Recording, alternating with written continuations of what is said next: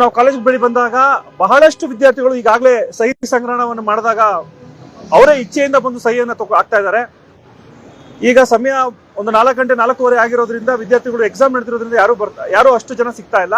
But ಸ್ಟೂಡೆಂಟ್ಸ್ಗಳು ನಮ್ಮ ನಂಬರ್ಗಳು ತಗೊಂಡು ಹೋಗೋದು, ಮಿಸ್ ಕಾಲ್ ಕೊಡುವಂಥದ್ದು, ಸೈನ್ ಹಾಕೊಳ್ಳುವಂಥದ್ದು, ಮತ್ತೆ ಸರ್ಕಾರ ನಮ್ಗೆ ಇದುವರೆಗೂ ಯಾಕೆ ಈ ರೀತಿ ಒಂದು ಆಲೋಚನೆ ಮಾಡಿಲ್ಲ ಅಂತ ಕೇಳ್ತಾ ಇದ್ದಾರೆ. ಹಾಗಾಗಿ ನಮ್ಮ ಉದ್ದೇಶ ಇಷ್ಟೇ, ಎಲ್ಲಾ ಕಾಲೇಜುಗಳು ಬಳಿ ಹೋಗಿ, ಬೆಂಗಳೂರಿನ ಎಲ್ಲಾ ಕಾಲೇಜುಗಳು, ಪ್ರತಿಷ್ಠಿತ ಕಾಲೇಜ್ ಇರ್ಬೋದು, ಗೌರ್ಮೆಂಟ್ ಕಾಲೇಜ್ ಇರ್ಬೋದು, ಎಲ್ಲಾ ಹತ್ರ ಹೋಗಿ ವಿದ್ಯಾರ್ಥಿಗಳ ಹತ್ರ ಸಹಿ ಸಂಗ್ರಹಣ ಮಾಡಿ ಸರ್ಕಾರಕ್ಕೆ ಇದನ್ನ ತಲುಪಿಸಿ, ಸರ್ಕಾರದವರಿಗೆ ಹೇಳುವಂತ ಬಯಸೋದೇನು ಅಂದ್ರೆ, ಜನರು ವಿದ್ಯಾರ್ಥಿಗಳು ಸಹಿ ಮಾಡಿ ನಮಗೆ ಈ ಒಂದು ಮೆಟ್ರೋ ರಿಯಾಯಿತಿಯ ಪಾಸ್ ಅನ್ನು ಕೊಡಿ ಅಂತ ಕೇಳ್ತಾ ಇದ್ದಾರೆ ಅನ್ನೋ ಧ್ವನಿಯನ್ನ ತಲುಪಿಸುವ ಕೆಲಸವನ್ನ ನಾವು ಮಾಡ್ತಾ ಇದೀವಿ.